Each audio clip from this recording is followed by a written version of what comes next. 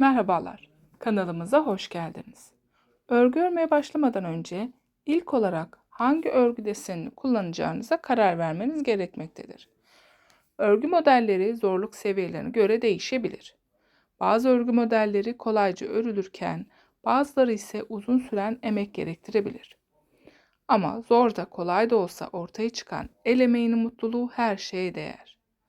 Eğer örgü örmeyi bilmiyorsanız, şiş örgüsü ve ilmek atmakla işe başlayabilirsiniz. İlk olarak zor gelse de öğrenmeye başladığınız andan itibaren büyük keyif alacaksınız. Birbirinden farklı örgü desenlerini sizler için derledik. Daha fazlası için bizleri takibe almayı unutmayın. İyi seyirler.